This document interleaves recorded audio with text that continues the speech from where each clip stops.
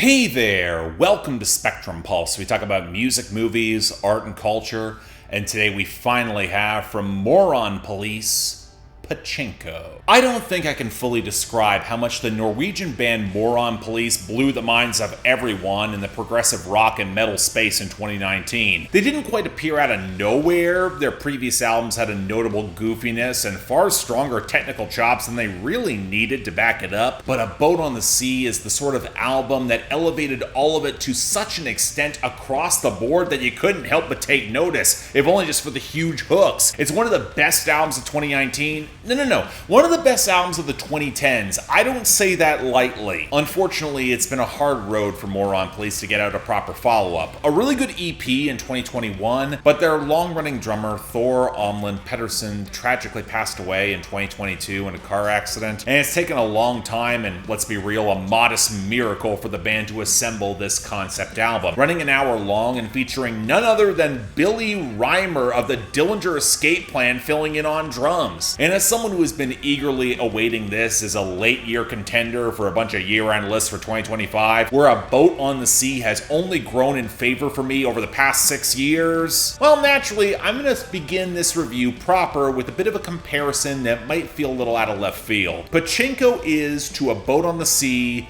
as Portal 2 was to Portal 1. A genuinely terrific outing that could compete easily for the top spot of any given year, keeping much of the same humor and pathos and thematic arc down to all the melodic and lyrical leitmotifs that directly reference the predecessor, but playing a little broader for a more heartfelt core and emotional dynamic across an extended project that necessarily can't hit quite as strong because it's just not as tight. And while from there I could shamelessly plagiarize Zero Punctuation's Portal 2 review from 14 years ago with some extended copy-pasting to plug in all the gaps, that would do a disservice to where Pachinko's concept feels tangibly more ambitious than just a sequel. The idea of someone after death getting reincarnated as a pachinko machine in Japan, which for those of you who don't know, it's an arcade/gambling cabinet, and then the surrealist spiral of what that newfound chaotic experience would be, especially as it might not be the final destination of our protagonist. And there's immediately a lot to unpack with all this. The first being all the callbacks to A Boat on the Sea, which open up a very interesting thematic parallel. People tend to forget how starkly political that album was in calling out US imperialism and war, where capitalist expansionism was prioritized over human life, carries out its mission based off playing to human emotions and bloodlust through propaganda, where in all the striking bleakness of the album, it's cross-cut by a message of collective action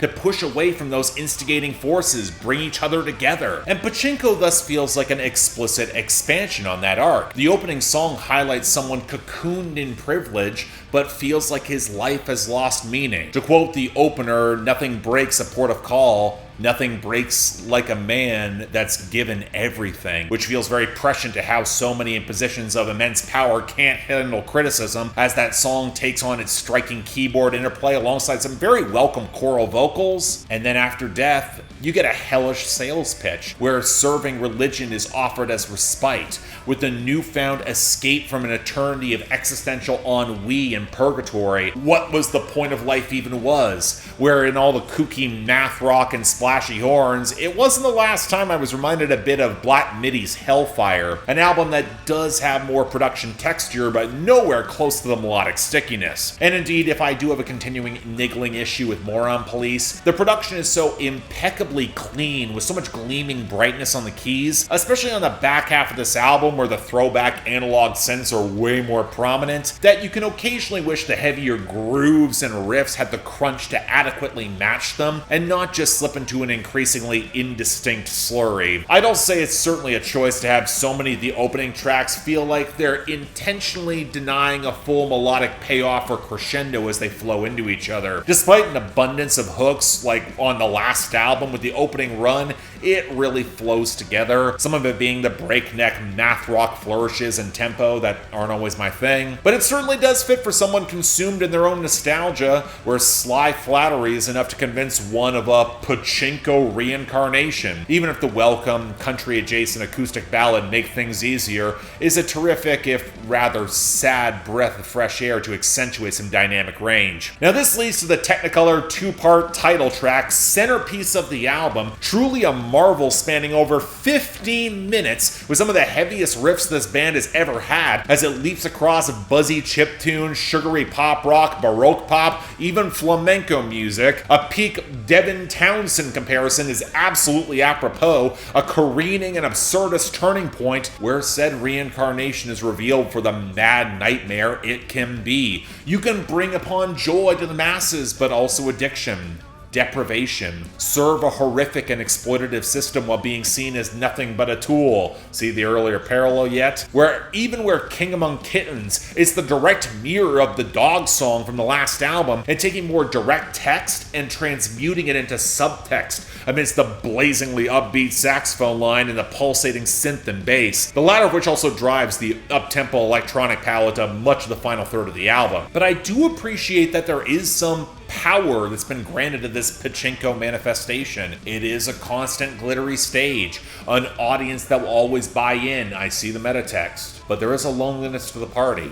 And as the gleaming and galloping Take Me to the City highlights just how fragile the whole grift might be, but then comes the swerve, an acknowledgement of the damn near cinematic The Apathy of Kings, that while those on top circle vainglorious apathy, you can find community with everyone else. And that might be enough to break out of the toxic nostalgia and ennui, or at least provide enough fuel to go on to whatever might come next for all of us. Split away from being the sentient dreamer and break from that reincarnation cycle, from the soft synth tones of the interlude Hanabi that couldn't help but kind of remind me of late 2010s Patricia Taxon, to the mid-80s heartfelt, pulsating, symphonic overdubs of Okinawa Sky, from the soft-focused piano ballad The Sentient Dreamer, where that mix will shudder with a lot of spectral warping, to Giving Up the Ghost of the closer, continuing this band's fantastic closing song streak, stacked up with melodic reprises, because of course there are. Now, I would be remiss to not highlight how this is a direct echo to the thematic conclusion Everything Everything found on Mountainhead last year, another progressive concept album deconstructing capitalism and a complicated emotional dynamic,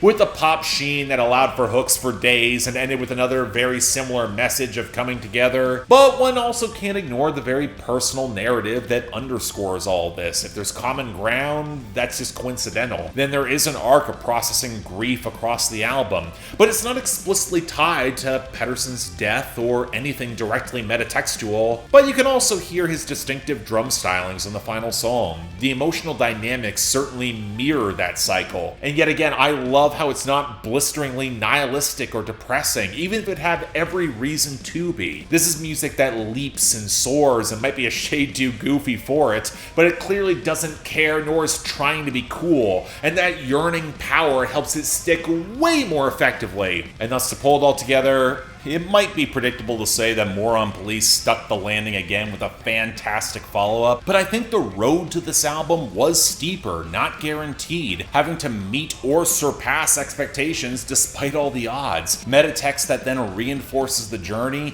and a concept where the layers really show forth a band with tremendous ideas and flair. It's not going to have the same tight, surprising impact of The Boat on the Sea, but as a necessary expansion with real heart and progressive flair in every sense of the word, yeah, another contender for the best albums of 2025, and in the nick of time too. If you're checking in on a Moron Police review, well, you've probably already heard the album and checked this out, but if not, yeah, this was fantastic.